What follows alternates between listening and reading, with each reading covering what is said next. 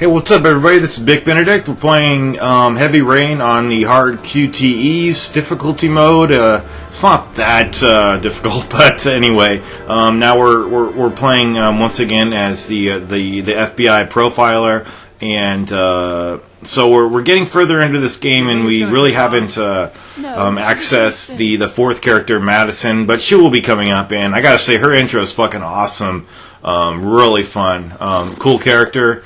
Maybe she's the origami killer. I'm not going to tell you who it is if you haven't watched it already. But anyway, this is rather a boring chapter because all we're doing here is we're just sitting here waiting to speak to the commissioner, or maybe it's the captain. It's probably the captain. And you can get. I think you can get out of the chair if you want to, but for the most part, you're just doing gestures like you're crossing your legs, straightening your tie, and here throwing the ball at the wall. And it's kind of funny here because I think it's this black guy is looking at you like you're fucking crazy with this technology going here. But I am going to. Because I never listened to the press conference the first time, what I'm going to do is I'm just going to leave it in and just not speak over it. So if you want to listen to it, you can go for it, and it'll be at the normal decibel level. And then I will rejoin you after the press conference. It's pretty boring, but I just wanted to leave it in just in case people wanted to watch it. This will time out as long if you just keep. Doing your keep crossing your legs, keep, scratching your crotch and everything, crossing your legs, crossing your arms, rather, leaning back in your chair. Eventually, the captain's going to come out of his office. And it's kind of fun. You got to tie the guy's fucking tie. And I don't even think there's a trophy for doing it. Anyway. It's just funny. This is a lot of detail went into this game. So this guy, you could tell this guy is kind of has some kind of a drug problem or something. I don't know what it is. It's like I remarked in the previous video, it's either he's got some kind of physical dependence on a drug that he needs. And that's harmful to him, and he's got some kind of medical condition, or he's, just a drug user. So they never explain it, and it doesn't really matter too much. But anyway, here we're just following the captain here. He's about to do his press conference, and he needs help tying his tie. Believe me, it's not always easy finding. I don't even think you need to tie his tie. I don't know. You can't tie a knot or something. But he has his own methods. It's not hard. It's believe me, I know how to tie a tie in real life, and I'd rather be able to tie a tie by pressing these fucking buttons than actually doing it in real life, because it's kind of hard once it's hard to get the length right for me, because I have I drink too much beer and I have a beer belly. I need to lose weight, but that's one of my New Year's resolutions, so I got to get those push-ups going. But it's hard to resist playing good games all the time. And anyway, so what's going on here? Okay. So the police conference is going to be, or the conference is going to be coming up fairly soon, and then I will just duck on out of the environment and just let you watch it. If you don't want to watch it, I apologize. Just move the fast forward slider over to the right, and I'll be coming back. But for the next part after, it's not even anything. Actually, I should talk about it, because when I was struggling with it, I was getting really pissed off. I didn't know how to do it. So yes, I believe I will talk about it. It says ghost. It says he gives you an option here. You could just go back to Charlene, or you can go to the press conference here. So the first time I played this, I just went directly to Charlene. I didn't bother with the press conference. Just follow in my footsteps over to where it is, and then I will be back after this whole scene plays out.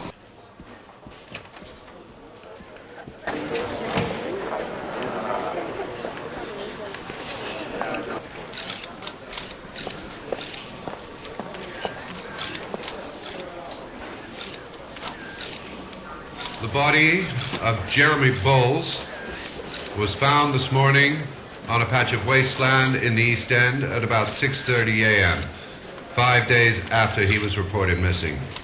An autopsy will be conducted tomorrow to determine the exact cause of death, but going from first indications, it would seem that he drowned. The state in which the body was found suggests the methodology of the origami killer. The investigation should confirm this in the coming days. The police are continuing to work around the clock to find the murderer as quickly as possible. I'll field some questions. Yes. You said the methodology indicated another victim for the origami killer. Can you be more specific? An origami figure was found in the victim's hand, and an orchid was placed on his chest. His face was covered with mud, but there were no visible traces of violence to the body. Go ahead. The Zodiac killer was never identified. Perhaps the origami killer will never be found either. I don't think there's much chance of that. For the moment, the killer may think he's invulnerable, but in the end he'll make a mistake and we'll be there to arrest him. Yes? Did the killer leave any written evidence? Perhaps a ransom note explaining his actions? Or anything like that? No. He has not made contact in any way, and we have only the murders to help us understand his motives.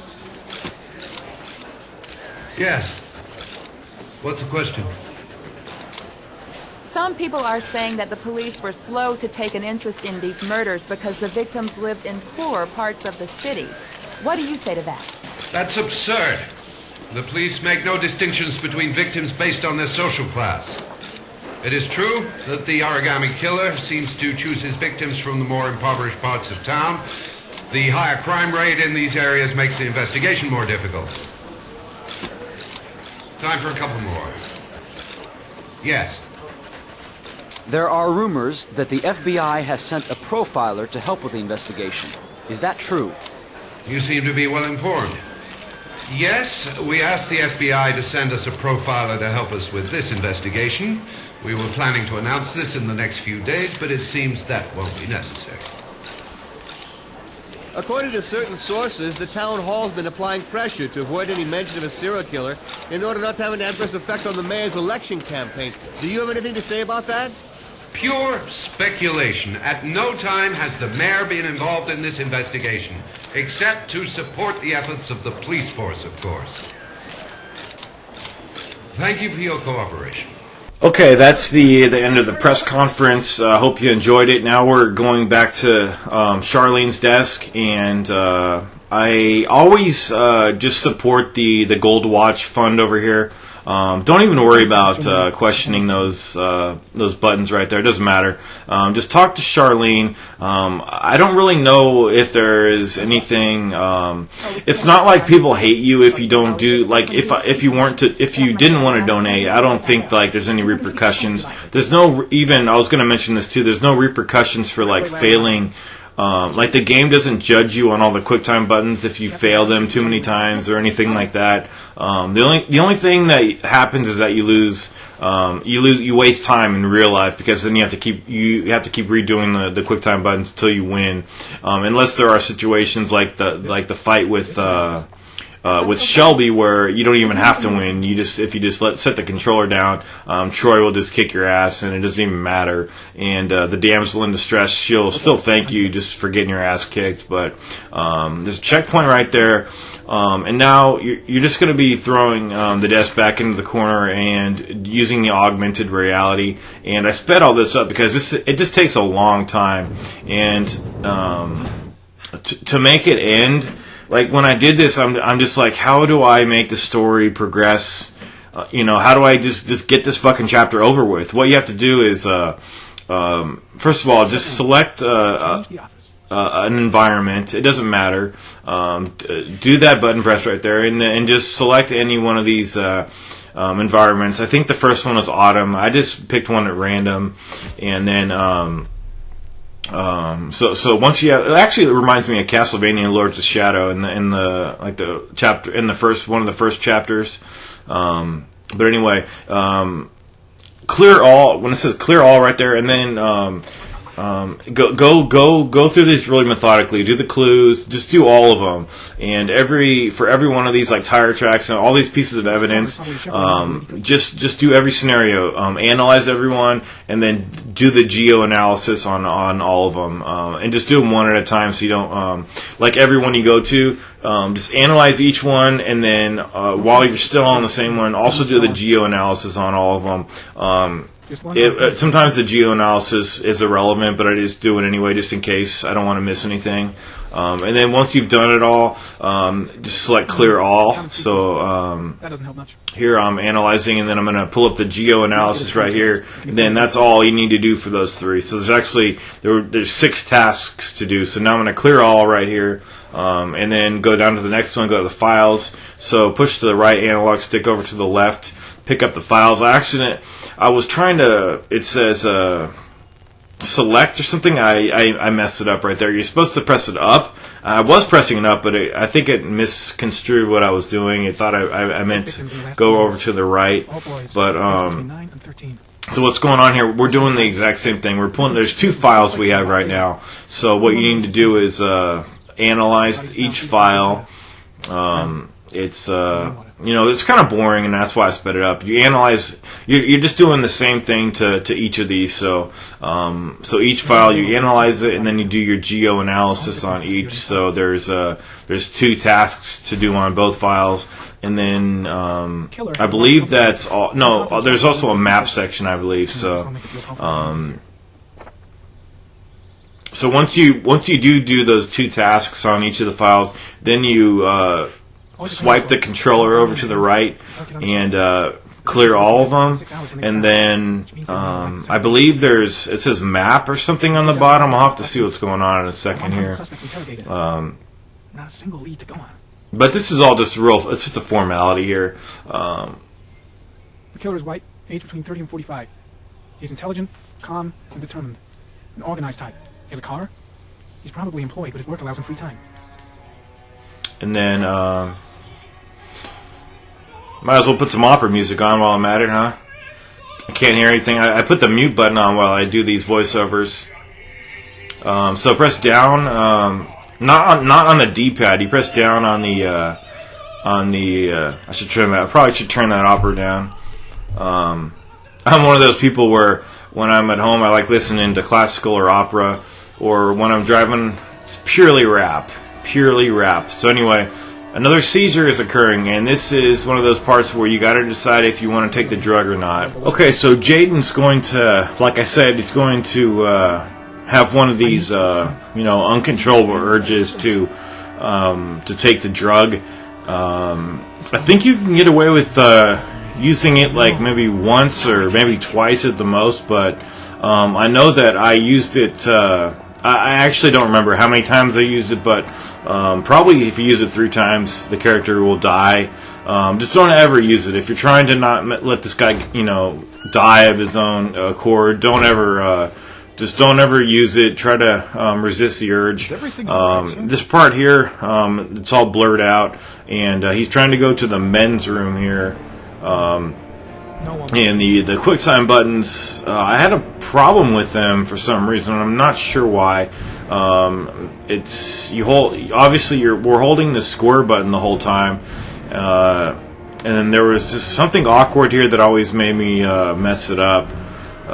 So you press these 2 buttons, and I think it was maybe okay. So those aren't that hard of buttons to press, but I think I really don't know what the issue was. I think I couldn't get my thumb over to the right analog stick, but look at this nice transition. It transitions from the bathroom, and then you have this overhead perspective here over to this area here where some of these events are, they're colliding into like a seamless storytelling experience here where Ethan has gone to the police station, to report that his son was kidnapped. And there is a trophy for getting all your facts straight here. And there's 3 questions, and they all relate to details at the park. And the first question that they're going to ask you is what time that you arrived at the park. And the correct answer for the first one is 4:15, even though I looked at my own footage and the clock, it clearly says 4:10, both on the actual clock and where it's written, the time in the bottom left corner. So, like I said, 4:15 is the answer to go with. I guess it's, they want you to pick the one that was closest to what it was. So it's actually every time you get a question, all you do is press X. That guy just walked right through me right there. I'd never noticed that. I believe it's every time you press X for people, but the next answer to this question is beige. So hopefully that will be extra. I think they're all streamlined, the same. And you make sure that his jacket, the answer to what color his jacket was green. And I never got that trophy because it's hard to remember little details like that unless you have, I actually had footage to, in my external hard drive that I could just look what it was. And it was kind of hard because, like, the color of his pants, it was like, I thought it might have been white, but it was beige. So, you see how these little words, they tremble like there? Oh, and by the way, if you don't select something quickly when they're asking you, like, what time it is or what color was his, what color were his pants or what color was what color jacket was he wearing, it'll just say something for you, and you have to say you have to answer pretty quickly, and it's not going to say the right answer, so you can't just get the trophy by doing nothing.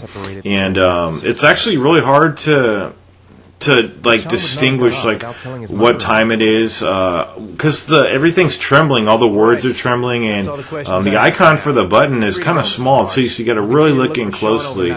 But it is just X 3 times, and then you'll get the trophy. It's called what's it called? I don't remember what it's called.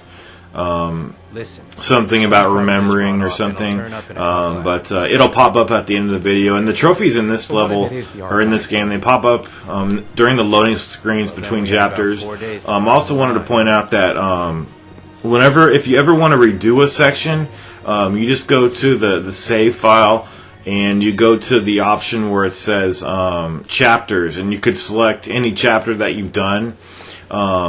Any chapter you've cleared, you can redo it, and they give you an option to either not save any progress that you make on the chapter, or to save it, so you can kind of, go back and forth in any particular timeline section that you want to, and manipulate the story to say like you made a mistake somewhere, or you wanted to do it a different way. You can go back to the specific chapter, and when it asks you if you want to save your progress, from that point forward, just say yes.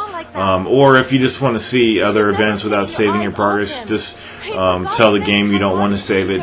It's really cool though. It's like it's kind of like those choose your own adventure books that I used to read as a pre-teenager when I was like 10 and 11.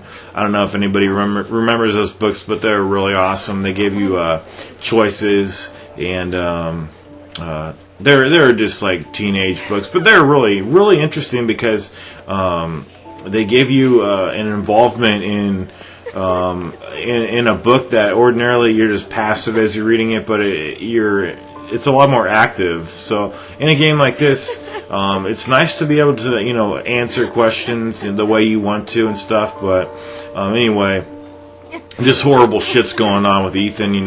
One kid's kidnapped by the origami killer. The other kid was run over, and just some bad stuff's happening. And we're going to be moving on to the next chapter right now. There it is. Got to remember.